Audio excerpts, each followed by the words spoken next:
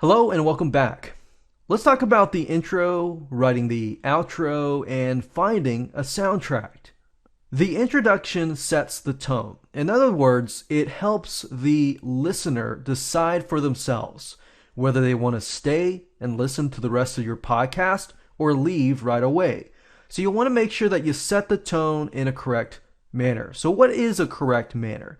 Well, the correct manner is knowing your audience and how can you relate to your audience. And that's crucial. So you want to make sure that whether it's your voice or whether it's somebody else's voice, that you can relate to your demographics. So you really need to know who your audience is. Is it mainly male? Is it mainly female? Is it mainly teenagers, kids, whoever? Older, seniors, grandfathers, grandmas, fathers, wives, husbands, different types of careers, and things like that. So if you can relate to the person right away and show them that you've experienced what they're experiencing, or you can help them in such a way, they are likely to stay. You don't want to sell just yet. There are a lot of podcasts out there that will say, hey, come visit my site right away. People don't care about that in reality. And yes, it might work in some situations, but people, what they care about is how you're going to solve their problems. If you solve their problems, they're going to naturally want to know more about you. So I recommend don't sell yet. You can tell a little bit about you and your sites, but don't sell yet. Try to provide as much content or show that you are about to provide content first and foremost. And the goal is also to get people into the right mindset before they begin to listen to your podcast. If you can get them into the right frame of mind, then you can actually create a high converting podcast and a high engagement podcast before you even ever have gotten started. So that's the beauty of an intro.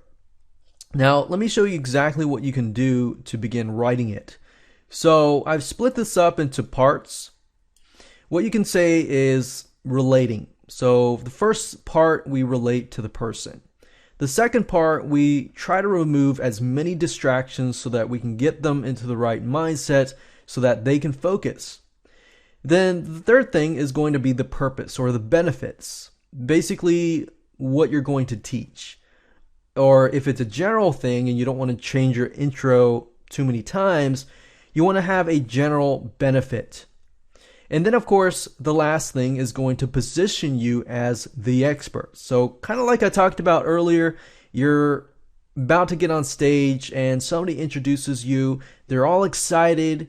They introduce you as the expert. Then the audience is focused and interested in listening to you. But if it's done incorrectly, and they don't really know you, then guess what? The intro may actually hurt you. So let's talk about relating. You can get a voiceover artist that can relate to the demographics. Say something like this: podcasting from his or her, that's you. So if you're a male, it'll be his. If you're a female, it'll be her. Where? Your office, your room, your location, where? Now, I want you to think about this. Don't just pick one. Pick one that actually relates to your demographics. So if your demographics, and you know your demographics is on the go or wherever, then you can do something that might relate to them. So if your audience tends to be in the office a lot, hey, pick the office. Or pick an area where they want to be. So maybe you could do a podcast on the side of a beach or something. Obviously, you want to be truthful, but you want to pick a location where you're actually doing the podcast. But pick a place that makes them feel relaxed. So you can say office, room, location, where, your car even. It can be anywhere. So basically, where somebody wants to be. Then from your city, state, country. You can be city, state, you can do state, country, or just state or country. It's up to you. just location, just makes it more personable. Then remove distractions. Grab a cup of coffee, glass of water, something relaxing, grab a pen and paper. Basically, get them in the frame of mind of, okay, this is what I want you to do. Grab something that is enjoyable because this is going to be enjoyable. And then think about distractions. Put away distractions. What distractions? Focus on your demographics. Do your demographics have children? Maybe say something like, okay, put the kids to bed. Maybe your demographics don't have a lot of, children. Maybe they're mainly working a lot. Maybe they don't have children, or maybe they're a single parent, maybe whoever. Basically focus on your demographics because this is a great way to relate to them. So put away the distractions. List the distractions. Not too many, just put one sentence or two sentences or just a few words. Then the purpose. You can say, get ready to learn how to blank. And this will be the main benefit of your whole podcast. So in this case, you're learning to create a podcast. So if I was making a podcast about how to learn how to create a podcast, I would say, get ready to learn how to create a podcast that will do what? Because the podcast needs to do something, right? The end result is that it's going to brand you as an expert and bring you sales. So that's what I'm going to put, right? So that's an opportunity to put the benefit. And then the last thing is going to position you as the expert. Now here is your host for blank. That's going to be your company name. Not your name, but your company name or your podcast name. Basically what you're going to put up on iTunes. So that's going to rebrand you. And then, of course, you can also position yourself as the expert. So your expertise, I could say podcast expert. And then your first name, and then, of course, your last name. So you can pause this, copy this if you want to. I'm going to go through really quick, and I'm just going to write this out for you. All right. So I'm going to paste this here. Let's start with this here.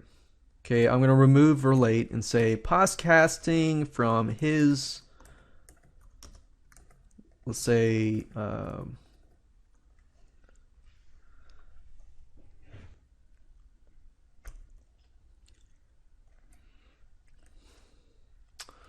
I could say from his office, I could say from the lake, I could say from the something else, but just don't think too much about it. We're just going to say country, so United States. And we could be more specific. We could say something like California or Atlanta or something, California. I'm just making stuff up as I go. From his office from California. Grab a cup of coffee as usual, and pen and paper, and okay, so let's say for example my demographics, they tend to be really busy. They have their iPhones on them a lot. So I can say, put away your mobile phones. And focus on my demographics. Mobile phones. Grab a cup of coffee. A pen and paper. And put away your mobile phones. And when I write scripts for voiceover scripts, I like to break things up so that when the voiceover artist is reading it, they emphasize things in the beginning. So I tend to put like verbs in the beginning and break them up. And get ready to learn how to create a podcast that'll brand you as the expert and bring you sales.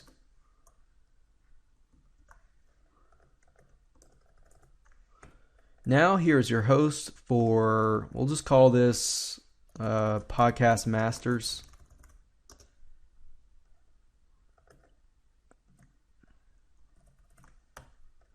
And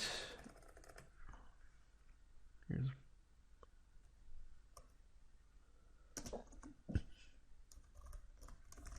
marketing expert John Smith.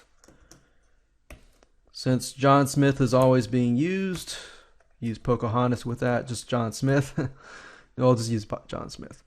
So, John Smith, and that'll be our intro. So, usually I'll leave it like that.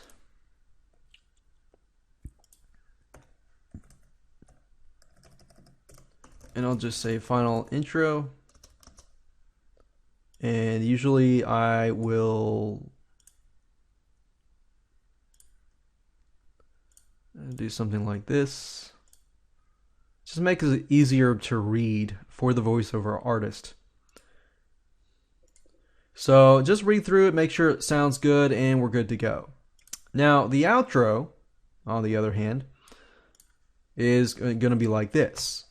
So let me run through it really quick. The outro, basically the purpose is to get people to share your podcast, get them to listen to your other podcasts, and get them to your website. So people like to be shown appreciation. So you can say, thanks for listening to your podcast. So whatever that might be. So in this case, we could say something like Podcast Master. So I'm going to go ahead and just copy this over so I can show you as an example. So thanks for listening to your podcast name, first and last name, call to action. Tell people to do what? Share the podcast with your friends and families and colleagues. Go to yourdomain.com, which is going to be your domain. And then, of course, point to your other podcasts. Make sure to check out the location of your podcasts. Tell them specifically where it's going to be as well. Now, this is an opportunity to get them to listen to your other podcasts or to get them to your site. You don't have to do what I'm doing, but I'm just giving you some information on how to, get them to take action. So, normally with this formula and blueprint, if they really enjoy your podcast, then they're probably going to want to check out your other podcasts. That's going to be natural. You rather have people that are interested in your stuff to come to your site rather than people that are not interested. And that's why I'd recommend that you put it at the very end. Now, in terms of the length of your podcast, you shouldn't go too long. Go look up some podcasts and see how long they are to get an idea of your niche and what people are looking for. So I'm going to go ahead and fill these in. So thanks for listening to Podcast Masters or Marketing Masters, whatever, with John Smith. So the voiceover actor person is obviously going to say something like, thanks for listening to Podcast Masters with John Smith. Enjoyed this podcast? If so, we hope you will share our address at www.yourdomain.com to your family, friends, and colleagues. And then, of course, you can say, make sure to check out, you can say the specific section or www.yourdomain.com/podcast for more podcasts. We look forward to sharing with you another session of Podcast Masters. So you can change it up. You can tell them to fill out a form. You can tell them to fill out a squeeze page, because at the very end, they have trusted you. They have trusted you enough to basically listen to your whole podcast. So that's pretty much it. You don't want it to be too long, just a couple of sentences, and that's it. Now let's talk about soundtracks. How can you go about finding places to get professional looking soundtracks? Well, there is one particular site. It's called audiojungle.net, and I personally use this, so I can recommend that Audio Jungle is a great site for high quality music. Now, you're not looking for something too long. You're looking for something that's probably about the size of your audio. So you could wait till you actually get the finalized intro and outro so you have an idea of what to include. But what you could do is once you have the intro and outro, you can go to Audio Jungle and find a audio clip that is the same size as the intro and outro. Generally speaking, you want to have it less than 30 seconds, no more than 30 seconds. Otherwise, it's too long, you're going to lose people's attention, and they're simply going to leave your site. So logos and indents are generally the ones that you're looking for. So we're going to go here, and you can actually look for specific soundtracks that may portray different feels. So demographic wise, if you know your audience, then obviously you're going to know what kind of music they may like and might be popular in their day and age, and basically something that they can relate to. Do you want them to be in a fun environment? Do you want them to be in a more serious environment? You know, stuff like banjos, children's music actually are good logo indents. It's actually quite interesting. But children's music, because it actually brings people back to their positive, happy-go-lucky type music. Let's just listen to a few.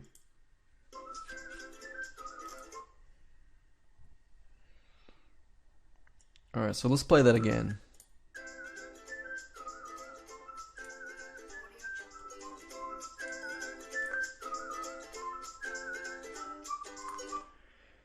So you could have that. You could have something like positive, happy. Or you could have something more serious. In fact, if you go to music and you go under here, you can actually see all the different categories. You can look for, motivational music, serious business music. In fact, I can type that in right now, like corporate logos and indents.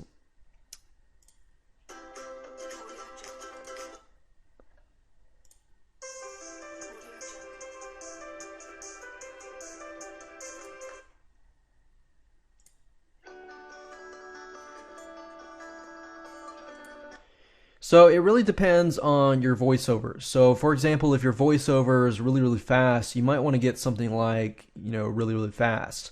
Not necessarily a rock and roll, but something of that tune.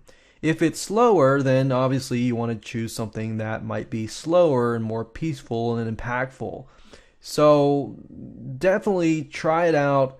Go to audiojungle.net. Let your family, friends, colleagues, give you some ideas about, okay, does this sound good? Does this sound good? I would definitely pick something, but also talk to somebody also in your demographics to see what they think as well. Because if you think about it, once you have set, then you want to stick with it. So that's it. Let's move on in the next video.